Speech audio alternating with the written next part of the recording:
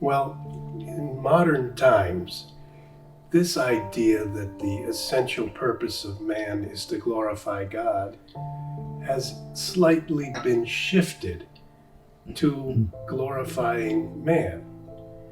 This is called humanism. In some way, this is the central distinction between the Christian view of the world, glorifying God, and the modern secular humanist view, glorifying man.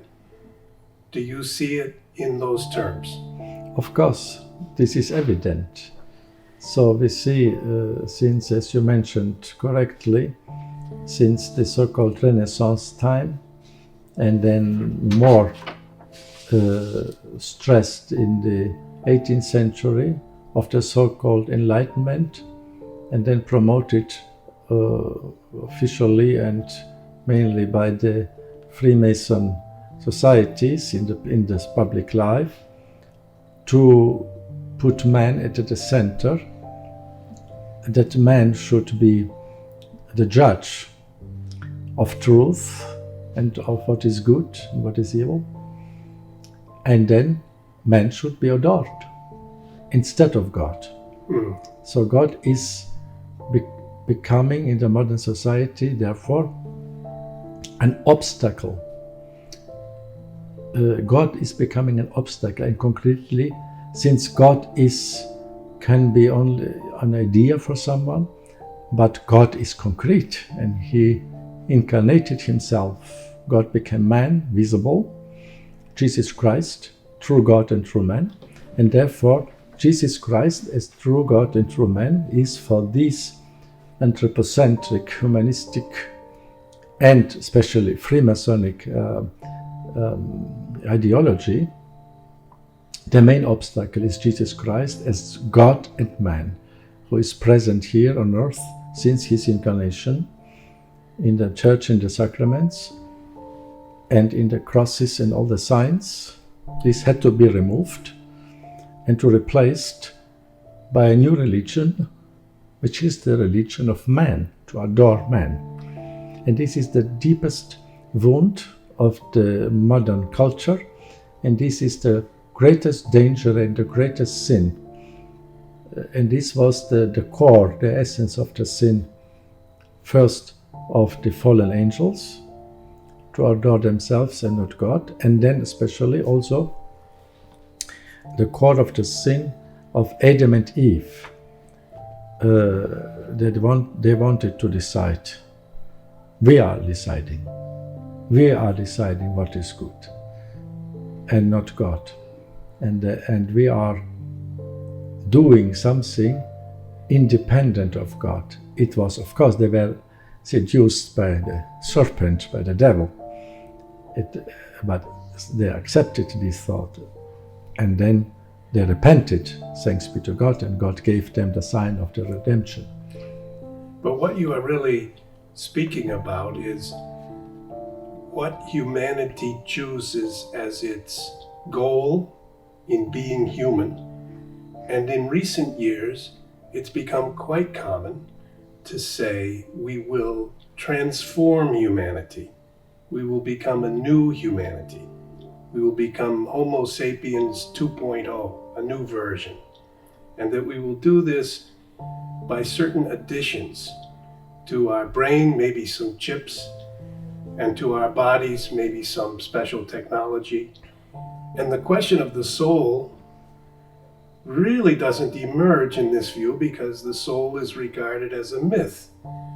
So we have a humanity that looks at 1,000 or even 2,000 years, we could say, of Christian or Christocentric culture.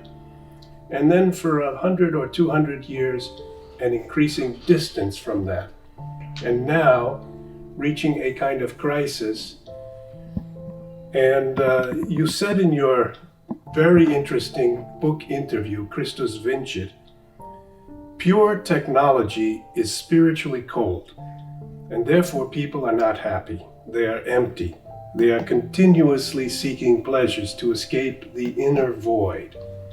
To avoid the ugliness, the insanity, people are running after new pleasures, new technologies, and they become in their souls cold, egoistic, and cruel. What spiritual alternative do you see to this soulless technological culture? And do you think it's important? Of course.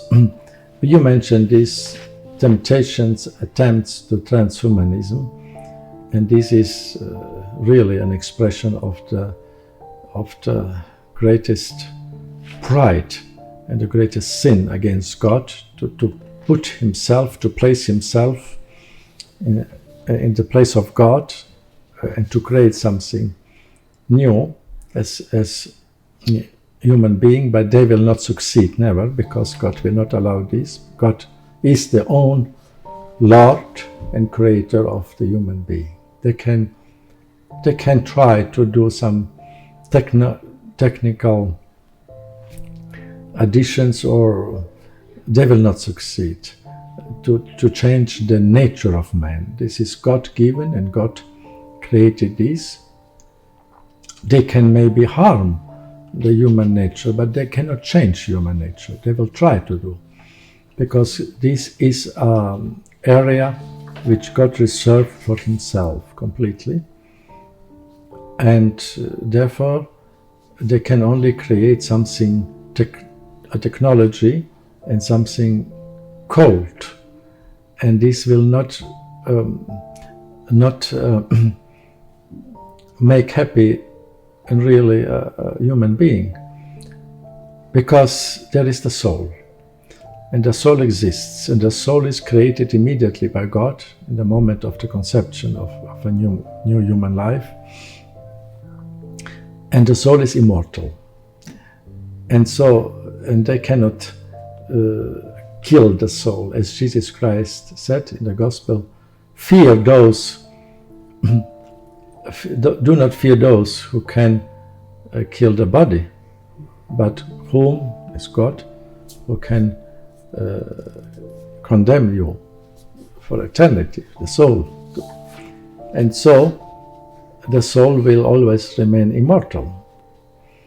And human being, these attempts to make this transhumanism agenda will not succeed. Maybe they will succeed a relatively short time, and then it will collapse, because human nature will revolt itself. When you try to violate the nature will revolt itself against you, and this will happen because the soul is created by God, and this in some way gives us also hope that after these horrible attempts of transhumanism and what we are now witnessing of this culture of